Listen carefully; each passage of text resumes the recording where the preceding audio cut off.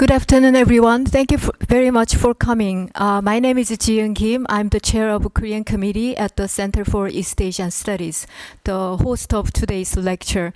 And it's my great pleasure to welcome you to today's lecture. In partnership with the University of Chicago Library, the CEAS lecture series is an initiative that advances the University of Chicago's Center for East Asian Studies mission in fostering dialogue and interdisciplinary collaboration. This annual series presents eminent scholars who concentrate on the study of East Asia in a variety of disciplines. For more information on the series and who's speaking this year, please visit the check-in table in the foyer and scan the QR code. It will take you to the series webpage.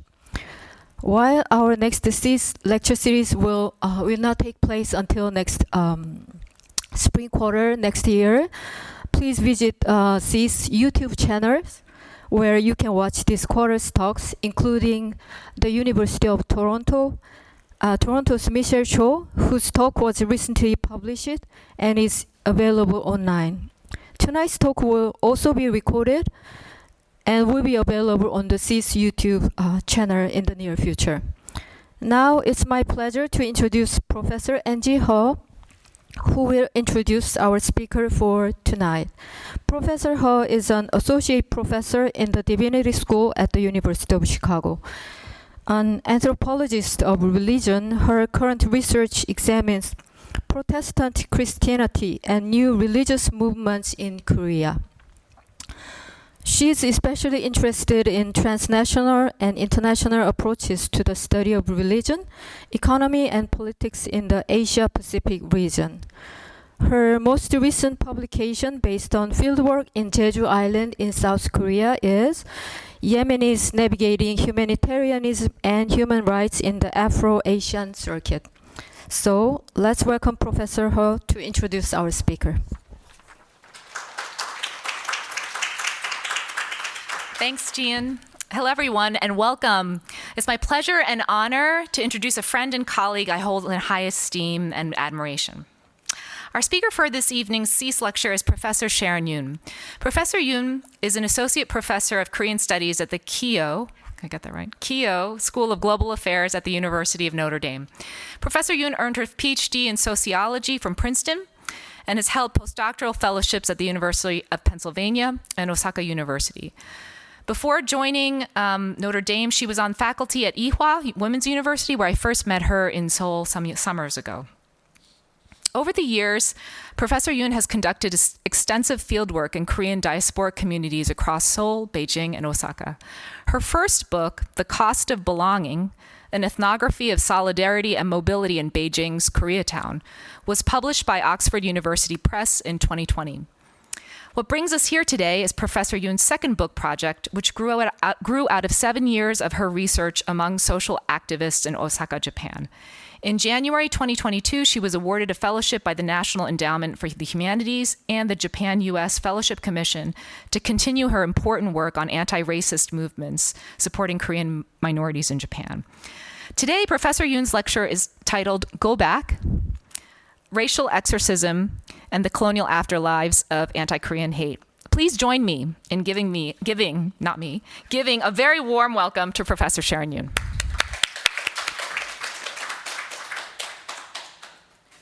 Thank you so much, Angie, and thank you also to Connie for helping organize and to Professor Kyung-hee Choi for inviting me. I'm so excited to be here.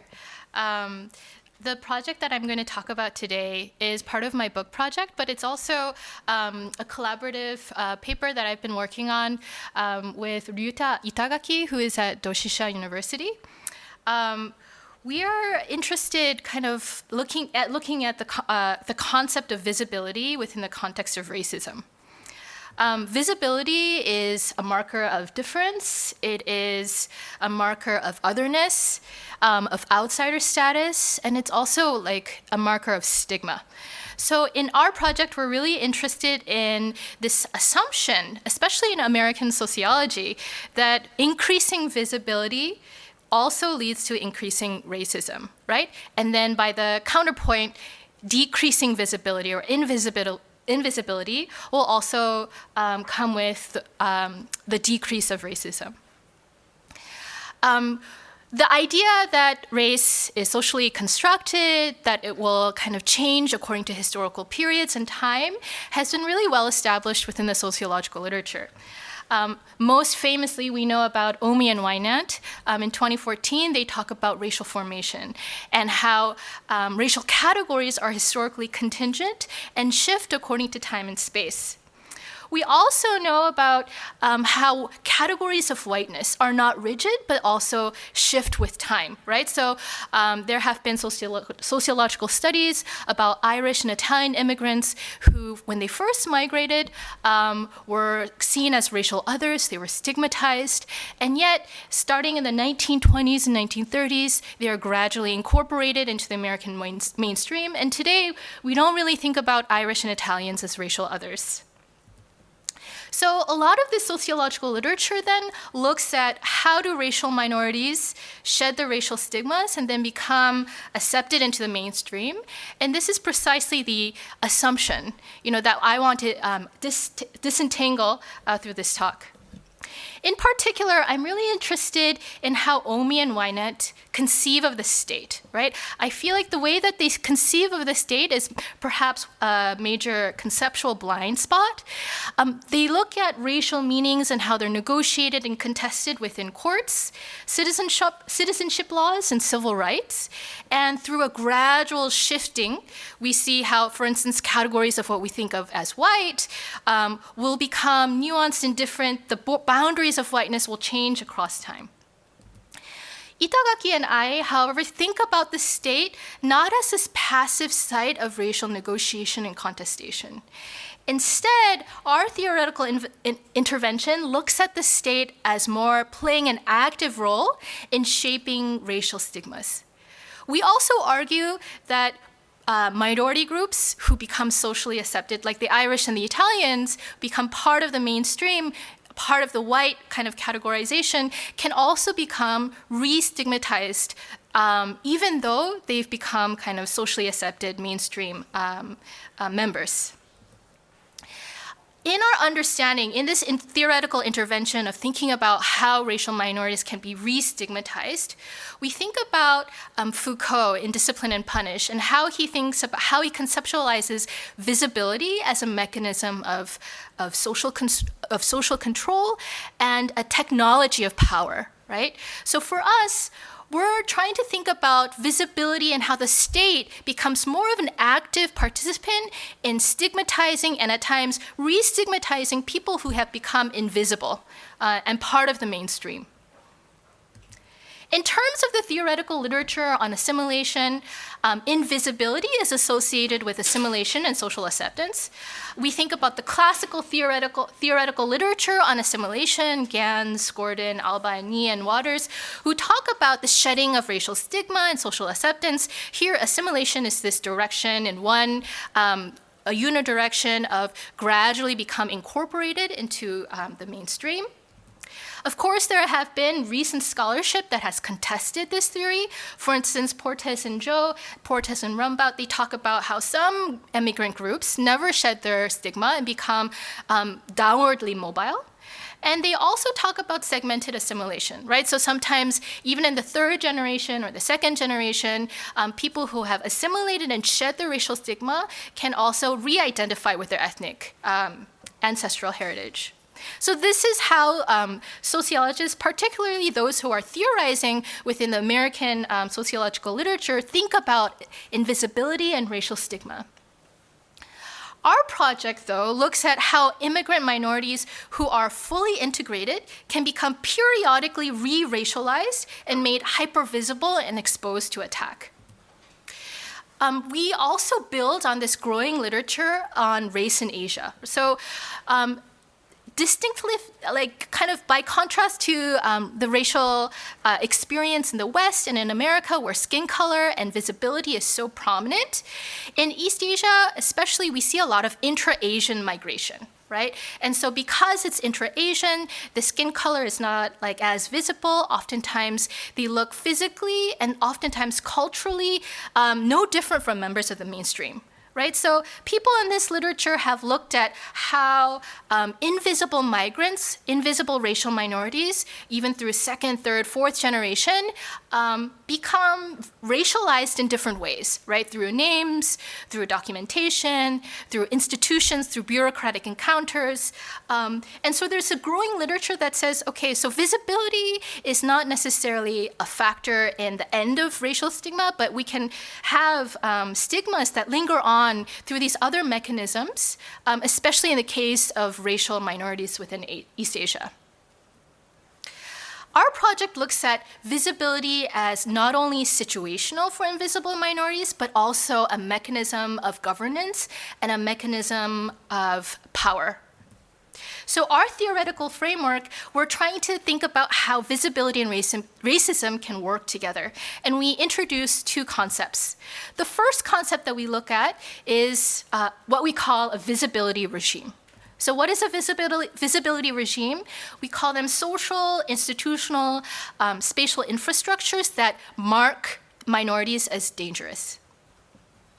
We argue that these visibility regimes will shift according to a historical period and especially are very sensitive to technological affordances. So within these visibility regimes, our next core concept looks at a concept that we call racial exorcism. I know exorcism has a very strong spiritual connotation, and we kind of very deliberately use that spiritual connotation, right? So when we think about, Catholic exorcism in movies, right, there is an evil spirit that kind of invades the soul or the body, and in order to exorcise that evil soul or evil spirit, you first need to mark and make visible the invisible spirit, right? So the first step is to mark the evil spirit as visible, and then to target that visible evil spirit for expulsion, right? So for us, we think of racial exorcism as a periodic, situational technology of power where the state and host society members can cast an invisible racial minorities as suddenly visible, and because they cast them as a stigmatized evil spirit that is invading and kind of destabilizing the body, in order to maintain and purify, make that body normal and whole again, they need to exorcise that evil spirit. In particular, we look at a specific racial exorcism ritual that has been very kind of consistent over time in Japan. In Japanese, go back, right? A very kind of common chant that we see even in the United States, right, for immigrant minorities to go back to their home country. In Japan, this phrase Kaere, which I'm going to use over and over again in this talk, triggers this racial exorcism ritual. By saying Kaere, the host society member momentarily makes the invisible visible, marks the spirit of the racial minority as invading the spirit and the body of the national community, marks them as threatening, and then performs a symbolic spiritual purification of the national body. So this is our core concept that I'll be talking about today. In our argument, we say that racial exorcism is both durable and adaptive. What we mean by that is the way that Kaere is chanted and triggered across time as a social mechanism of control is going to shift according to historical contexts and according to technological affordances, but the core meaning, the core ritual remains really durable and consistent over time. Okay. So in terms of our data and methods, I'm going to go very quickly. Itagaki and I look at 4 different types of qualitative data. We have a 2022 survey of 49 Zainichi minorities who talk about their experiences of anti-Korean hate. We also look at an archive of 61 threatening letters from kind of members of the community to a Korean anti-fingerprinting activist in 1985. We also look at harassment incidences of Korean children in the 1990s, where there was a peak in a lot of harassment and bullying, kind kind of that merged with the North Korean spy incident in the 1990s. And then we also look at an oral history archive that spans from the 1930s during the colonial era to the 1970s. In terms of our methodological framework, we argue that Kaere has a life cycle, meaning in the first era of the colonial time period, Kaere is practiced bureaucratically. Visibility is experienced in terms of these administrative functions. Okay, so bureaucratic foundations with Max Weber and so on are very important because it creates the institutional seeding, right? The creation of what Kaere actually means to the Japanese body. In the post-war era, Kaere is not in terms of top-down administrative or coercive visibility, but it's more in terms of proximate violence. What we mean by that is people start to embody this experience of Kaere. They experience it not in terms of institutional encounters, but in their everyday lives when they're interacting with their neighbors, with their classmates, with their Japanese friends. By embodying it, they naturalize and normalize this feeling that Zainichi Koreans, the case study that I'm looking at, are guests and meant to return back to the Korean Peninsula. And then the final era that we look at is the contemporary era. We argue that the digital era is important because of its hypervisibility, right? There is a macro-micro merging, right?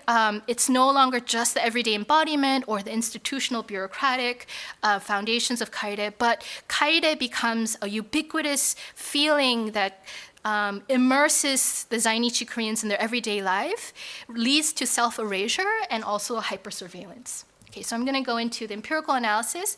Because of time, I'm just going to give you just a taste of the types of data that we've been finding. So first, in terms of pre-war administrative visibility, the historical and institutional seeding of Kaere, or go back. Zainichi Koreans, or Zainichi, which means residents in Japan, are in Japan because of empire. They are not in Japan because of voluntary migration. What we mean by that is when we look at the population records, right? In 1911, 1 year after Korea was colonized by Japan, there were only 2,000 Koreans who lived in Japan. By 1945, when World War II ended and the Koreans were liberated, this number was more than 2 million, right? So this kind of rapid population growth is not through individual volition, but it is a state-induced population growth. And this is important when we think about whether or not the Japanese have the right to demand Koreans to go back when they created the conditions for their residence in Japan in the first place. Koreans came to Japan during colonization for a variety of reasons. I'm going to just focus on a few today. For instance, during the vast majority of the colonization, the era of colonization, there was a lot of farmland. Korea was primarily an agricultural society, and through land reforms enacted by the Japanese Empire, many of the farmers lost access to the land. They did not have a way to survive economically, and so many of them went to fill jobs of low-wage labor in Japan, right?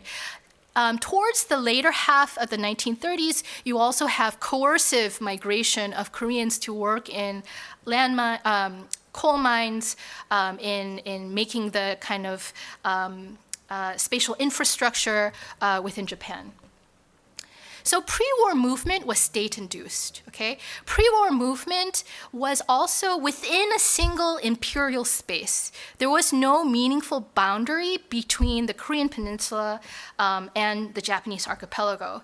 A very famous Japanese historian, Kajimura Hideki, he famously said that Koreans lived in what's called a quote-unquote transborder living sphere, right?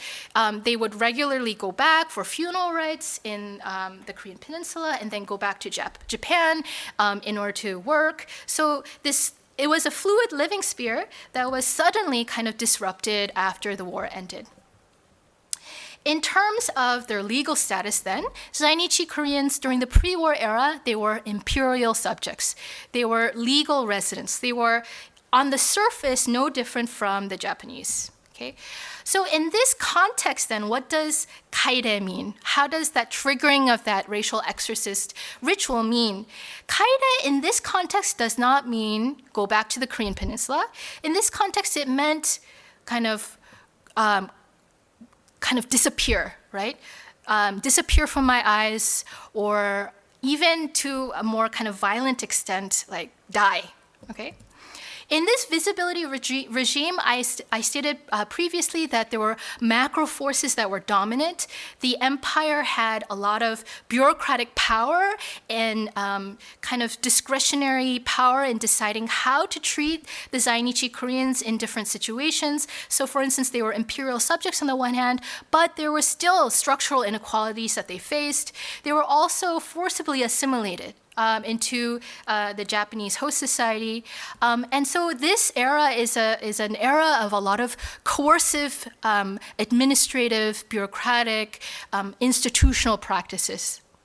We also argue that this era is really important because unlike European colonization, where there was a lot of disparities and marked differences between the colonized and the colonizers, in this era, there was coerced assimilation. In a way, the Japanese used invisibility as a weapon, right? How did they use invisibility as a weapon? On the surface, right, through name-changing practices like soshikaime, or Japanese language education, or by worshiping the emperor through Shinto shrine worship, or by state propaganda saying the colonized and the colonizers are equal. Even though on the surface there was equality, institutionally it seemed like there was equality, still there were structural inequalities that created a group of second-class citizens among the Zainichi Koreans. At the same time, the police also enforced assimilation, right? So for people who did not use their Korean, or who did not use Japanese names, who were very kind of adamant about holding on to their Korean identity, they placed themselves in physical danger, right? So the colonial foundation set the tone for a visibility regime in a way that weaponized invisibility. How was it weaponized? Well, on the one hand, they were both invisible and hypervisible. Their suffering was invisible, but as subjects of control, their oppression, they were hypervisible, they were hyper-surveilled, right? And when were they hyper-surveilled? They were hyper-surveilled during times of political rupture. I'm going to talk about two incidences in particular. So on an everyday level, on an institutional level, they were invisible. But during, for instance, an independence movement, the most prominent independence movement was the March 1st Independence Movement in 1919. State propaganda and newspapers framed Koreans as futeisenjin, meaning they were seditious, they were racialized figures of danger. Here we see the racial exorcist practices that we first conceptualized being put into practice.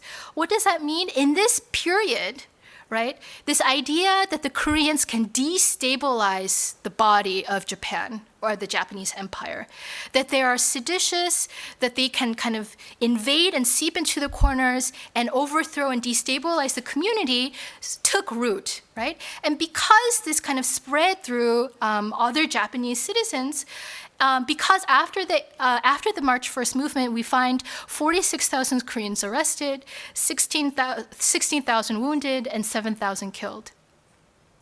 The March 1st movement is also really important because it was a foreshadow of what was to come 4 years later in 1923 during the Great Kanto earthquake. There was a big earthquake in the outskirts of Tokyo. There was a lot of destabilization because the earthquake happened around noon when people were using their stoves and cooking lunch. And because of that, a lot of the wooden houses in Japan broke out into fire. So not only did you have an earthquake, but you also had fire kind of spreading and the whole country being in chaos. At the same time, the similar image of futeisenjin, chosenjin as futeisenjin, as seditious and dangerous, was mobilized.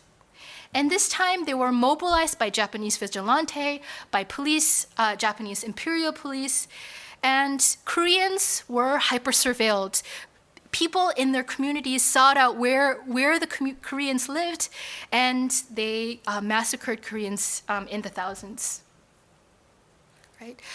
There are kind of Japanese elementary school essays of children who write about how kind of brutal the violence was, right? How Koreans were kind of understood by the Japanese community at the time, right? There are essays that talk about how Koreans who were already killed and their corpses were lying on the streets, Japanese vigilante would still kind of beat the corpses, or they would continue to slash the bodies because they saw Koreans as not sentient beings, as people who are not human, as people who didn't feel pain, and this kind of figure, this specter of evil, right, that the Koreans were portrayed as during this time, as people who are responsible, perhaps, of destabilizing Japan during a very time of crisis, really took root during this pre-war era.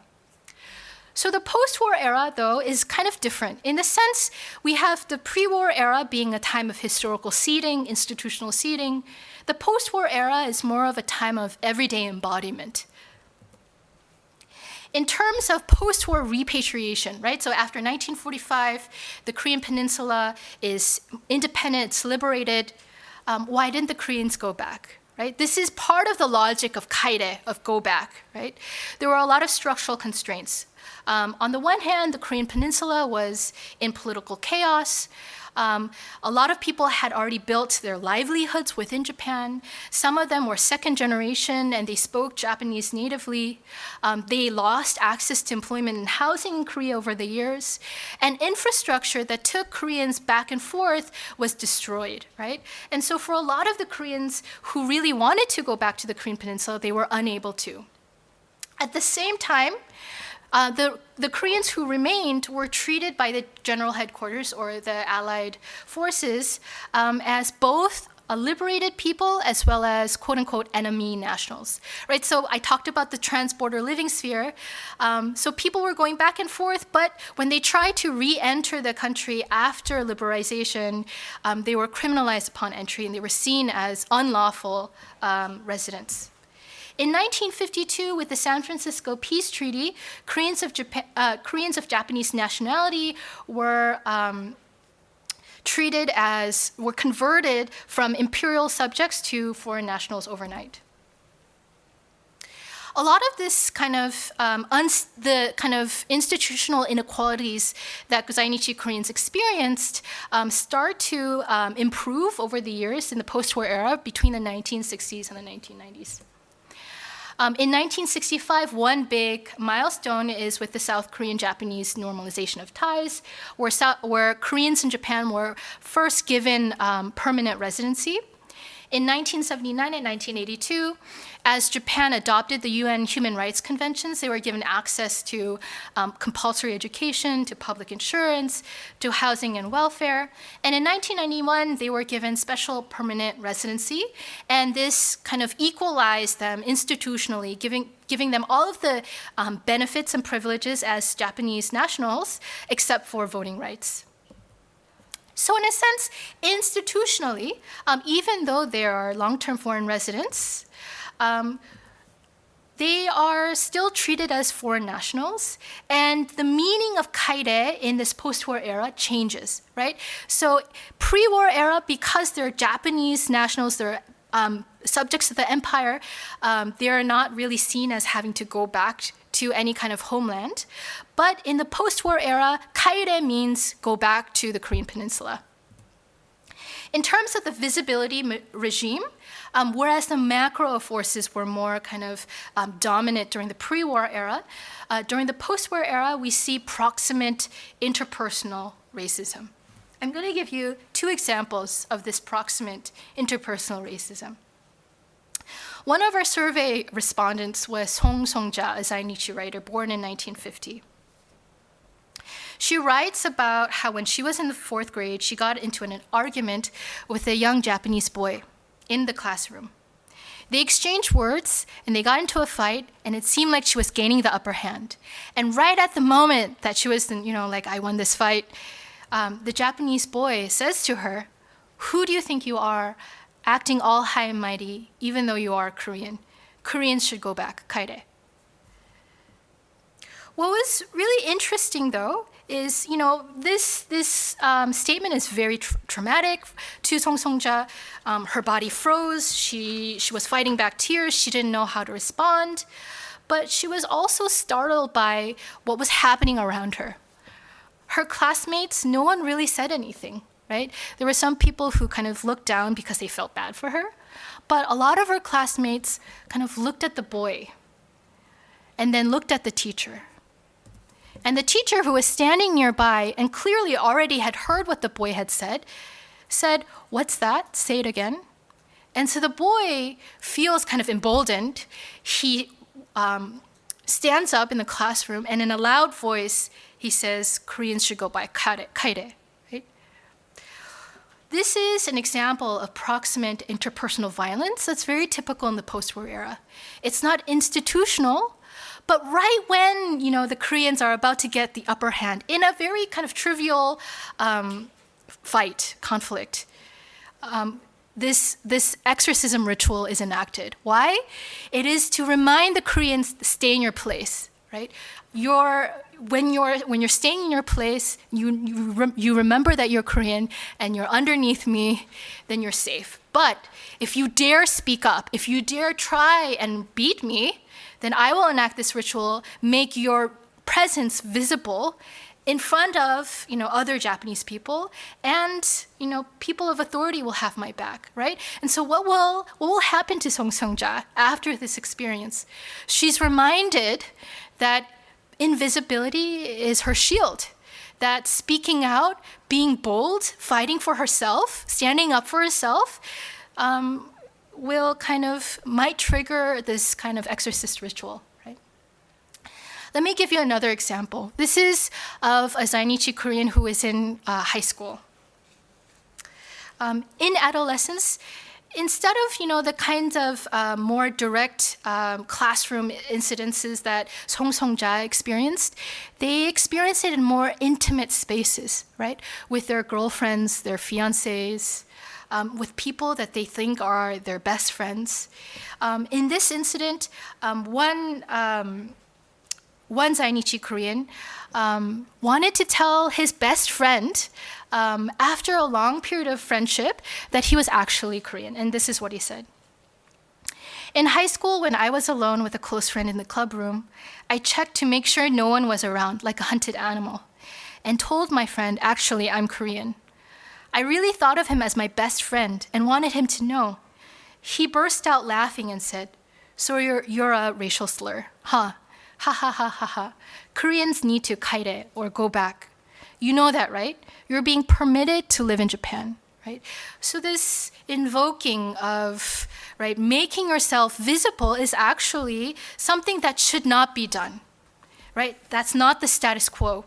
And by making your identity known, you trigger a very painful, interpersonal, intimate violence, right? It triggers this racial exorcist ritual. Finally, I want to move on to the final period from the 2000s and 10s until now, which is the digital era. In contrast to the macro era of the pre-war era, the micro era of the post-war era, in the digital era, we see kind of the boundaries between the macro and micro merging. Visibility becomes diffuse and omnipresent, and kaere becomes a spectral mode of racial exorcism that blurs the boundaries between state, media, and citizen.